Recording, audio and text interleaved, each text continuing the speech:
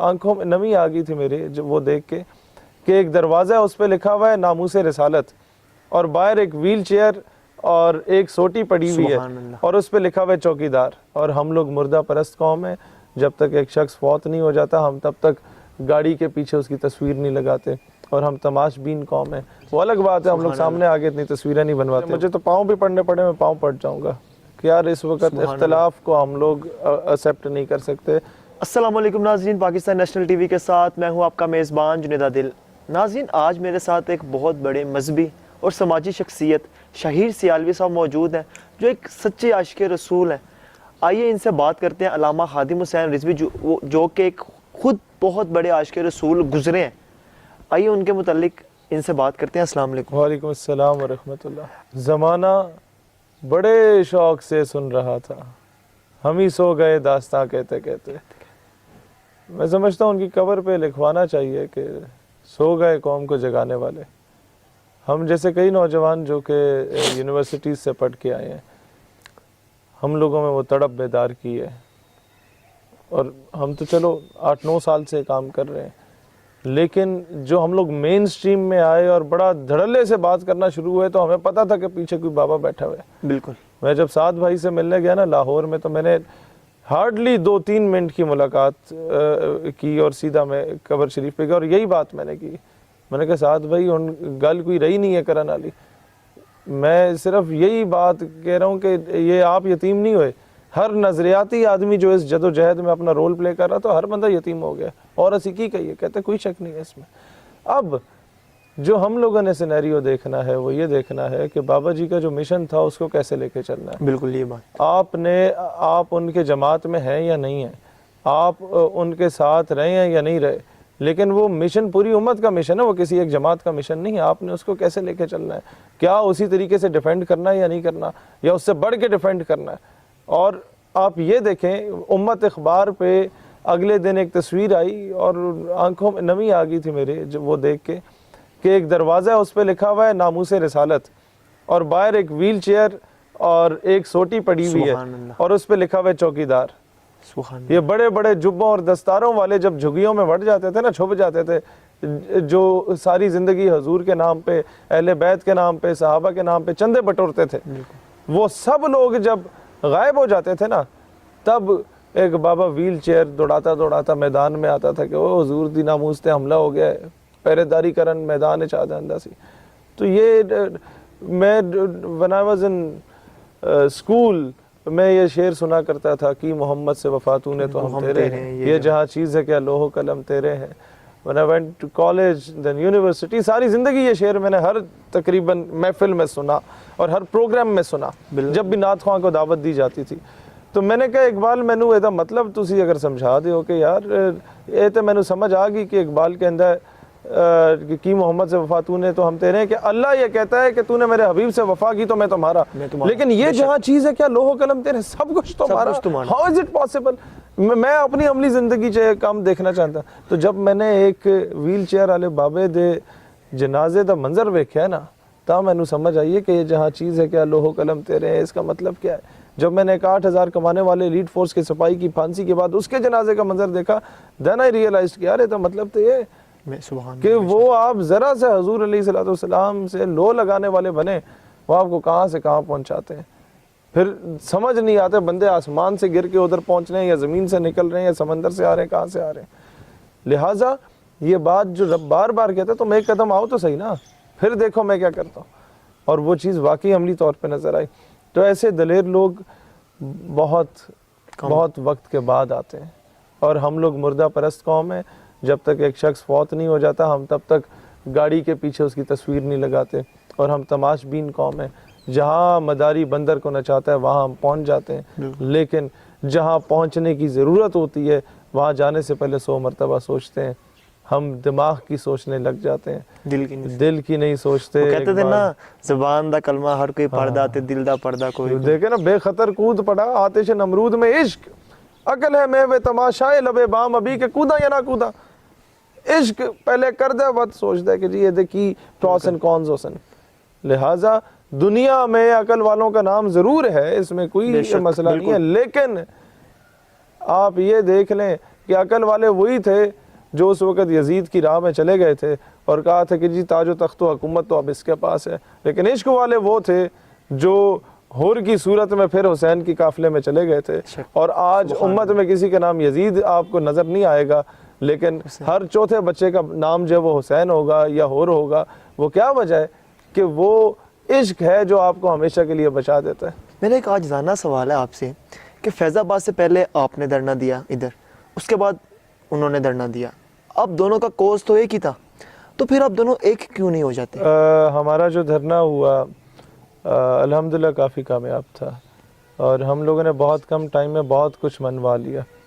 جب T L P کا دھرنا ہوا تو ہماری جتنی بھی مرکزی کابینہ تھی وہ وہاں پر سٹیج پہ نہیں تھی، وہ بطور کارکن وہاں پر سارے موجود تھے اور میں خود بھی اس دھرنے میں گیا تھا. صرف یہ ہے کہ میں نے وہاں جا کے اپنی لیڈری نہیں چمکانی تھی یا تقریریں نہیں کرنی تھیں. جب بابا جی جیسے بزرگ موجود ہوں تو ہم کارکن کی ہی حیثیت سے اچھے لگتے ہیں. بالکل. تو ہم لوگوں نے ہمیشہ سے نوبل کاز کے لیے، میں تو رضوی صاحب جب جیل سے رہا ہو کے آئے تھے تو میں ان کے پاس گیا، میں نے کہا یہ جو کاز ہے نا اس کے لیے بلاول بھٹو نکلے میں اس کے جوتے پالش کرنے کو تیار ہوں گا. Cause matters a lot, cause matters, personality doesn't matters. لہٰذا ہم تو یہ بھی کہتے ہیں مولانا فضل الرحمان آ جائے ہم اس کے پیچھے، نواز شریف آ جائے ہم اس کے پیچھے، عمران خان آ جائے اس کے پیچھے، جو نبی کا جو غلام ہے ہمارا وہ امام ہے. بے شک. تو جہاں تک یہ بات ہے کہ جی ایک پلیٹ فارم پہ ہیں یا نہیں ہے، پولیٹیکل ایسپیکٹ سے جب الیکشن آئیں گے تو تب ہم فیصلہ کریں گے کہ ہمیں کیا کرنا ہے. فی الحال نظریاتی ایسپیکٹ سے ہم پہلے بھی ایک تھے، اب بھی ایک ہیں، آگے بھی ایک ہوں گے انشاءاللہ تعالیٰ. اور پولیٹیکلی بھی ہم لوگ کوئی اس طرح کا شوشہ نہیں چھوڑیں گے کہ جس وجہ سے ہمارا نظریاتی ورکر اور ٹی ایل پی کا ورکر آپس میں تقسیم ہو.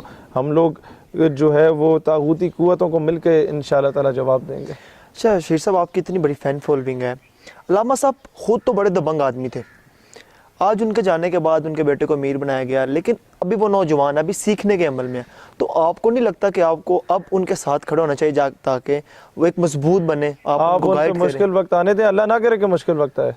آپ اس وقت دیکھیے گا کوئی ہو نہ ہو میں سب سے پہلے ان کے ساتھ ہوں گا. اور میں اس سے پہلے بھی سعد کو تو میں ذاتی طور پہ جانتا ہوں، وہ آپ اس کی ایج پہ نہ جائیں، وہ محمد بن قاسم بھی 17 سال کی عمر میں آئے تھے.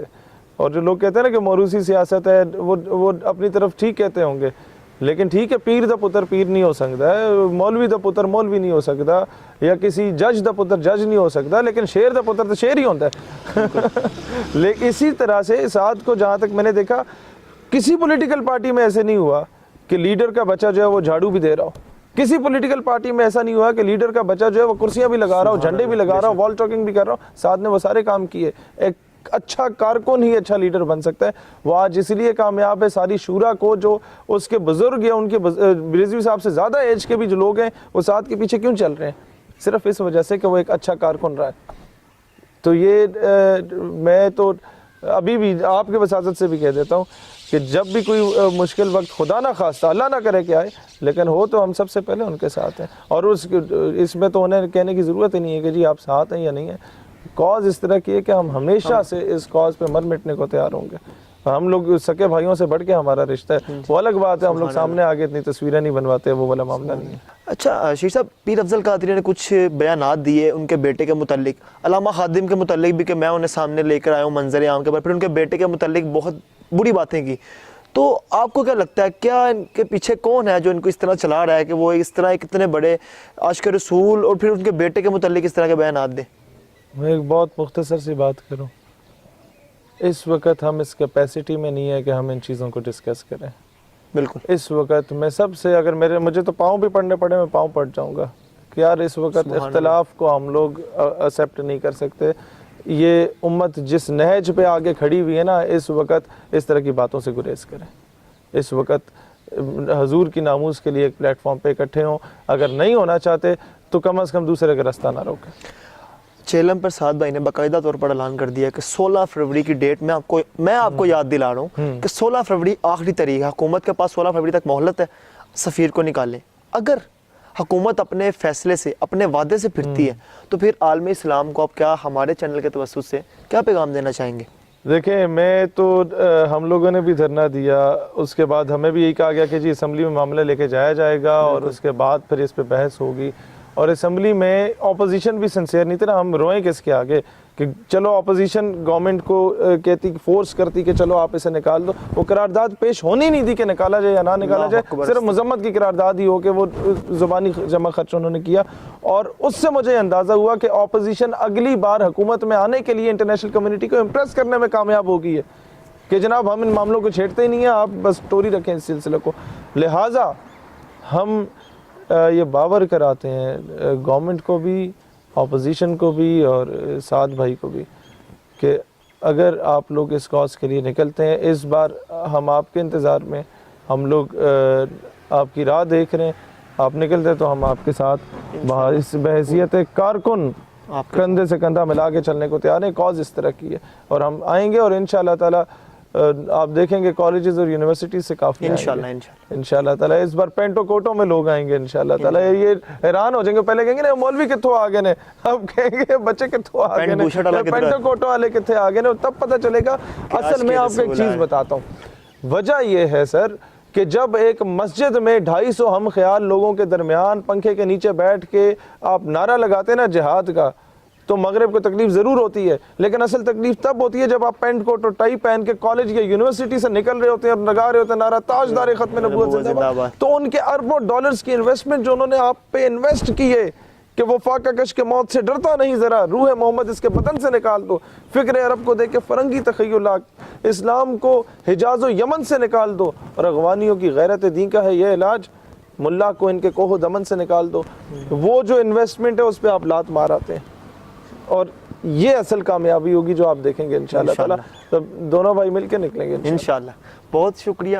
اس وقت میرے ساتھ شہیر سیالوی صاحب موجود تھے اور آپ نے ان کی باتوں سے اندازہ لگا لیا ہوگا کہ علامہ صاحب نے جو شعر سنایا تھا نا کہ زبانی کلمہ ہر کوئی پڑھدا تے دل دا پردہ کوئی کوئی, ذرا سوچئے گا اس بات پر. اپنے میزبان جنید عادل کو دیجیے اجازت, اللہ نے کے بعد.